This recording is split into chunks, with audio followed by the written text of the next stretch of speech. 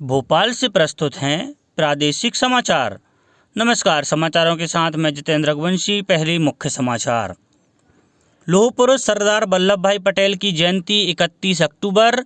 एकता दिवस पर प्रधानमंत्री नरेंद्र मोदी कई परियोजनाओं का उद्घाटन करेंगे। प्रदेश में पहली बार बुजुर्गों, दिव्यांगों और कोरोना संक्रमितों को दी गई है घर से मतदान की सुविधा। राज्य में 28 विधानसभा सीटों पर चुनाव प्रचार चरम पर और प्रदेश में रात होने लगी है ठंडी, दिन में धूप खिलने से गर्मी बरकरार। अब समाचार विस्तार से। प्रधानमंत्री नरेंद्र मोदी लौह पुरुष सरदार वल्लभ भाई पटेल की जयंती एकता दिवस पर 31 अक्टूबर को गुजरात के केवड़िया में आयोजित कार्यक्रम में हिस्सा लेंगे। वे स्टैच्यू ऑफ यूनिटी पर पुष्पांजलि अर्पित करेंगे तथा इस अवसर पर आयोजित एकता दिवस परेड को देखेंगे और एकता की शपथ दिलाएंगे। केवड़िया के समन्वित विकास के एक हिस्से के रूप में श्री मोदी कल और 31 अक्टूबर को विभिन्न परियोजनाओं का उद्घाटन करेंगे। इनमें स्टैच्यू ऑफ यूनिटी के लिए एकता क्रूज सेवा की शुरुआत, एकता मॉल और चिल्ड्रन न्यूट्रिशन पार्क का उद्घाटन शामिल है। प्रदेश में पहली बार मतदान कर्मी घर घर जाकर मतदान करवा रहे हैं। राज्य में 28 सीटों पर उपचुनाव हो रहे हैं। चुनाव आयोग ने कोरोना महामारी के मद्देनज़र 80 साल से अधिक आयु के बुजुर्गों, दिव्यांगों और कोरोना संक्रमित मरीजों को इस बार डाक मतपत्र के जरिए घर से ही वोट डालने की सुविधा प्रदान की है। घर बैठे वोट डालने की सुविधा 2 नवंबर तक उपलब्ध रहेगी। राज्य में 3 नवंबर को मतदान होगा, जबकि 10 नवंबर को चुनाव परिणाम घोषित किए जाएंगे। देश ने कोविड से निपटने में महत्वपूर्ण सफलता हासिल की है। कोविड से स्वस्थ होने की दर 90.85% हो गई है। संक्रमण से मुक्त हुए लोगों की संख्या लगभग 72,60,000 हो गई है। देश में इस रोग से स्वस्थ लोगों की संख्या कोविड मरीजों से करीब 12 गुना ज़्यादा हो गई है। इस समय 6,10,803 मरीजों का इलाज चल रहा है, जो कुल संक्रमित लोगों का करीब 7.64% है। रोजाना स्वस्थ हो रहे लोगों की संख्या बढ़ने, इलाज करा रहे मरीजों की संख्या लगातार घटने और मृत्यु दर कम बनी रहने के कारण भारत में कोविड मरीजों की संख्या कम करने में मदद मिली है। प्रदेश में पिछले 24 घंटों में 788 कोरोना के नए मामले सामने आए। इन मामलों के मिलने के साथ ही प्रदेश में कल तक 1,69,271 कोरोना पॉजिटिव हो गए हैं।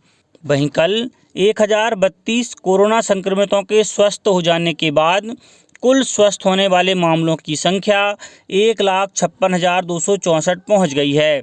प्रदेश में अभी तक सक्रिय मामलों की संख्या 10,000 के आसपास है। भोपाल में कुल सक्रिय मामलों की संख्या 1,568 है। वहीं इंदौर में कुल सक्रिय मामले 3,241 हैं। कोरोना से बचाव के लिए प्रधानमंत्री द्वारा शुरू किए गए जन आंदोलन का समर्थन करते हुए योग प्रशिक्षक लक्ष्मी यादव ने कोरोना से बचने के लिए नागरिकों से मास्क पहनने और 2 गज की दूरी के नियम का पालन करने की अपील की है। प्रदेश में विधानसभा की 28 सीटों पर हो रहे चुनाव के लिए प्रचार चरम पर है। केंद्रीय कृषि एवं ग्रामीण विकास मंत्री नरेंद्र सिंह तोमर आज मुरैना में जोरा विधानसभा के शेखपुरा में, बघेल, जलालपुरा, जैतपुर महोना, रूनीपुरा निधान में जनसंपर्क करेंगे। राज्यसभा सांसद ज्योतिरादित्य सिंधिया आज शाम मुरैना के अंबाह में रोड शो करेंगे। इसके पहले श्री सिंधिया आज दोपहर डकाच्या में आम सभा को संबोधित करेंगे। वहीं मुख्यमंत्री शिवराज सिंह चौहान कल इंदौर के सांवेर में रोड शो में हिस्सा लेंगे और मतदाताओं से भाजपा प्रत्याशी के पक्ष में वोट डालने की अपील करेंगे। उज्जैन के पास पंबासा थाना क्षेत्र के पांड्याखेड़ी चौराहे पर तेज रफ्तार डंपर ने बाइक पर सवार परिवार को टक्कर मार दी। इस हादसे में 3 बच्चों की मौके पर मौत हो गई। इलाज के दौरान बच्चों की मां ने दम तोड़ दिया। मृतकों में 2 लड़कियां और 2 माह का बच्चा शामिल है। गंभीर रूप से घायल पिता को अस्पताल में भर्ती किया गया है। हादसे में एक साइकिल सवार भी घायल हो गया है।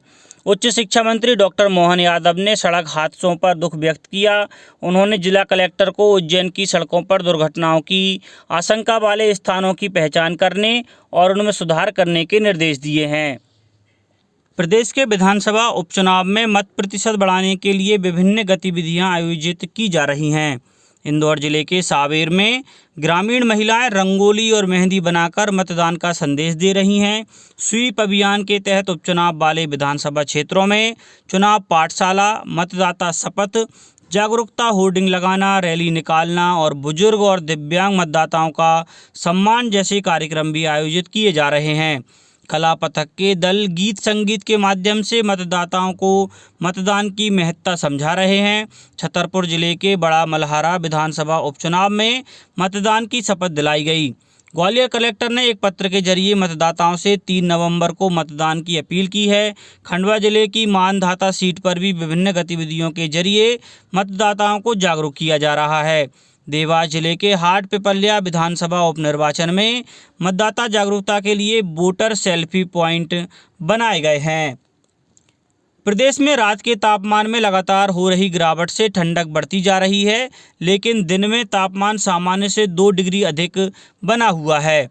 मौसम केंद्र के अनुसार उत्तर भारत में बर्फबारी होने और ठंडी हवाएं चलने के बाद ही प्रदेश में दिन के तापमान में गिरावट आएगी और दिन में तेज सर्दी पड़ने लगेगी। अधिकतम तापमान 36 डिग्री सेल्सियस दमोह में दर्ज किया गया। न्यूनतम तापमान 14 डिग्री सेल्सियस दतिया में रहा। मौसम केंद्र के अनुसार अगले 24 घंटों में प्रदेश के सभी जिलों में मौसम सामान्य रहेगा। अब कुछ समाचार खेल जगत से।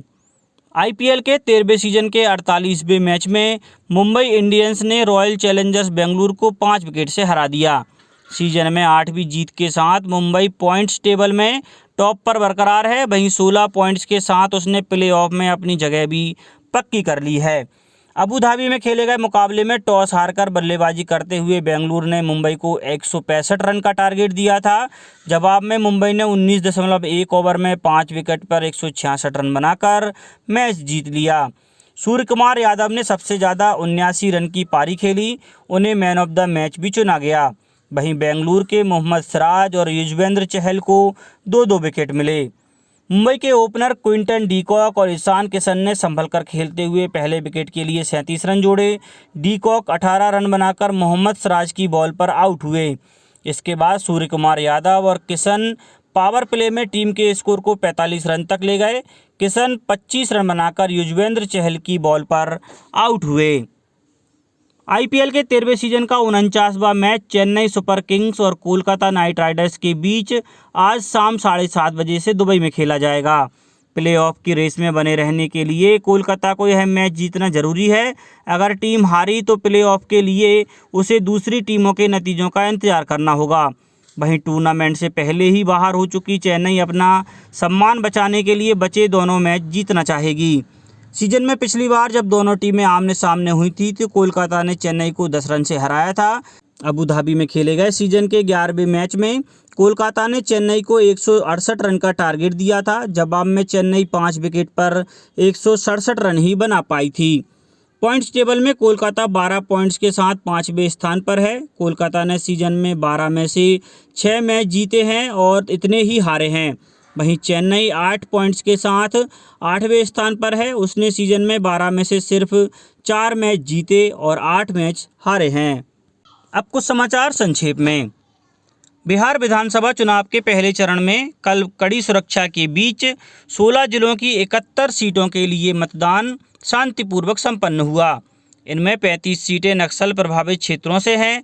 पहले चरण में लगभग 53.54% मतदान होने की खबर है। केंद्रीय पर्यटन एवं संस्कृति राज्य मंत्री प्रहलाद सिंह पटेल ने कल ब्रिक्स देशों के अंतर्राष्ट्रीय सम्मेलन में वर्चुअल हिस्सा लिया। वे कल सागर में मौजूद थे। बैठक में उन्होंने कहा कि देश में पर्यटन को बढ़ावा देने के लिए पर्यटकों के मन में कोरोना से बचाव का भरोसा पैदा करना जरूरी है। और वन मंत्री डॉक्टर कुंवर विजय शाह आज खंडवा जिले के खालवा के सामुदायिक भवन में अधिकारियों की बैठक में क्षेत्र में संचालित विकास कार्यों की समीक्षा करेंगे। अंत में मुख्य समाचार एक बार फिर। लौह पुरुष सरदार वल्लभ भाई पटेल की जयंती 31 अक्टूबर एकता दिवस पर प्रधानमंत्री नरेंद्र मोदी कई परियोजनाओं का उद्घाटन करेंगे। प्रदेश में पहली बार बुजुर्गों, दिव्यांगों और कोरोना संक्रमितों को दी गई है घर से मतदान की सुविधा। राज्य में 28 विधानसभा सीटों पर चुनाव प्रचार चरम पर और प्रदेश में रात होने लगी है ठंडी, दिन में धूप खिलने से गर्मी बरकरार। इस बुलेटिन में इतना ही। घर पर रहिए, सुरक्षित रहिए और सुनते रहिए प्रादेशिक समाचार। नमस्कार।